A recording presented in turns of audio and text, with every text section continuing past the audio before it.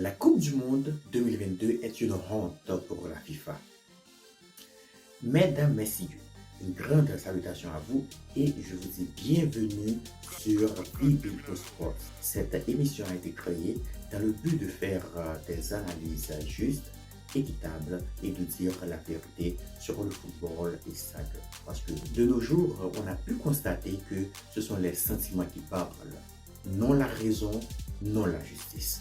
Et aussi, on va travailler sur un trophée individuel devant récompenser le meilleur joueur de l'année au niveau du monde entier. Donc ça, c'est le projet à long terme. Je suis Greg Lorca, aussi connu sous le nom de Crack Terminator. Je suis le fondateur et présentateur de cette émission. Donc avec vous, Crack Terminator. Cette émission sera disponible en français, en anglais et en créole. Je vous demanderai de liker la page Facebook, de vous abonner à la page YouTube de cette émission et de les partager au maximum que possible pour créer la plus grande audience qui puisse jamais être. Le sujet du jour. La Coupe du Monde 2022 est une honte pour la FIFA. Et les différents points sont trop d'erreurs dans les matchs, les arbitres n'étaient pas à la hauteur des matchs de haut niveau, malgré la présence de la VAR, les arbitres ont pris de mauvaises décisions. La meilleure équipe ne gagne pas. Rapidement, on va passer au point 1. Trop d'erreurs dans les matchs. Imaginez-vous, nous sommes en 2022. Nous sommes à l'ère de la technologie où on devrait être très méticuleux, très attentionné aux moindres détails. Donc, c'est à ce moment-là qu'on commet beaucoup plus d'erreurs au niveau des matchs. On devait faire en sorte qu'on engage des arbitres de haut niveau qui ont le courage de prendre des décisions justes et équitables au niveau des matchs. Peu importe leur nationalité, peu importe ce qu'ils aiment ou pas. Donc, c'est le professionnalisme qu'il faut prioriser. Donc, c'est l'impartialité qu'il faut prioriser. On ne voit pas ça au niveau des matchs. Donc, je pense que c'est vraiment inacceptable pour qu'en 2022, au lieu d'améliorer les décisions, au lieu d'améliorer la situation des matchs, cela devient pire. On a beaucoup reproché la FIFA du choix des arbitres, leur niveau et leur nationalité.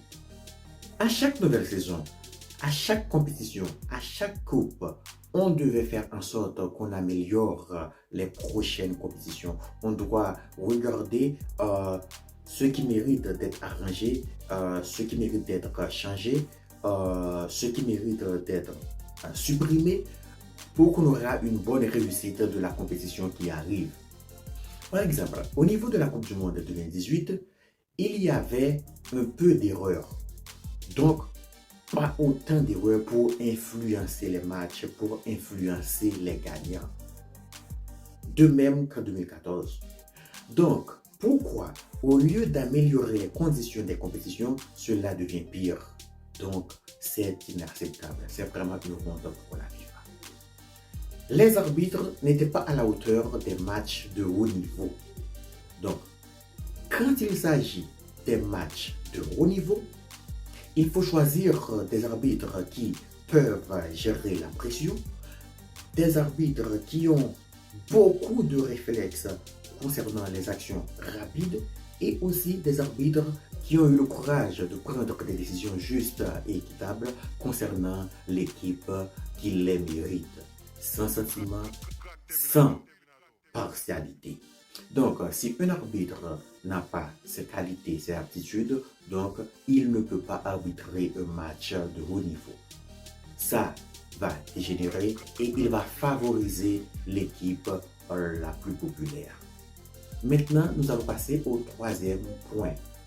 Malgré la VAR, les arbitres ont pris de mauvaises décisions. Malgré la VAR, les arbitres ont pris de mauvaises décisions. Comment expliquez-vous que l'arbitre n'a pas eu le temps de bien voir et revoir une action?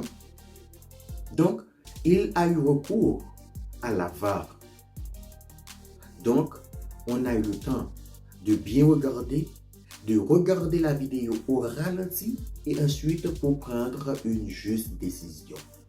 Des fois, on préfère de ne pas consulter la VAR. Donc, je n'ai jamais compris ces prises de décision. Donc, on voit que la meilleure équipe ne gagne pas au niveau des matchs, quel que soit le niveau. Phase de poule, huitième de finale, quart de finale, demi-finale, finale, il y a beaucoup trop d'erreurs d'arbitrage. Donc, si on est venu avec la VAR telle qu'elle est, la définition de la VAR c'est Video Assistant Referee, donc c'est assistance vidéo à l'arbitrage.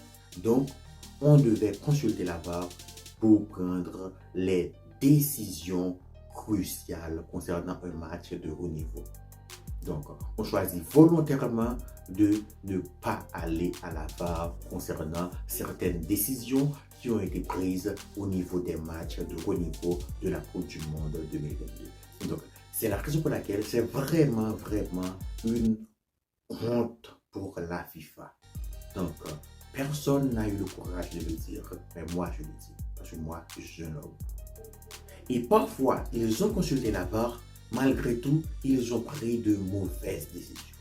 Donc, ça c'est encore pire. Tu revois les actions et malgré tout, tu as pris de mauvaises décisions. Comment on pourrait expliquer une telle situation? C'est inacceptable. Maintenant, on va passer au dernier point du sujet. La meilleure équipe ne gagne pas et on ne sait pas qui est la meilleure équipe. Comment peut-on savoir la meilleure équipe si on commet autant d'erreurs dans une compétition? Peut-être que la meilleure équipe ait été éliminée. Peut-être que la meilleure équipe n'a pas eu la chance de progresser au niveau de la compétition. Si à chaque fois on favorise quelqu'un et on a pris de mauvaises décisions concernant l'autre, concernant l'adversaire. Donc, on ne peut pas comprendre cela. Donc, j'ai vu des actions qui ont été tellement claires et malgré tout, les arbitres ont décidé le contraire.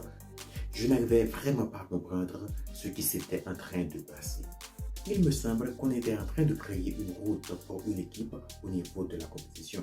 Donc ça, c'est vraiment inacceptable. On ne savait même pas qui était la meilleure équipe parce qu'il y avait trop d'erreurs au niveau de la compétition. Donc c'est un gâchis, c'est un fiasco, c'est une honte pour la FIFA. Donc il faut qu'il y ait des gens qui ont le courage de dire cela, de dire la vérité parce que c'est seulement la vérité qui ne change pas, c'est seulement la vérité qui reste. Donc, au niveau de la prochaine émission, je viendrai avec des vidéos pour illustrer et expliquer tous les points qui ont été présentés aujourd'hui. Et je vous demanderai aussi de liker la page Facebook et de vous abonner à la page YouTube de VBO Sports, de le partager et faire en sorte que la majorité des fans du ballon puissent regarder cette émission. Merci.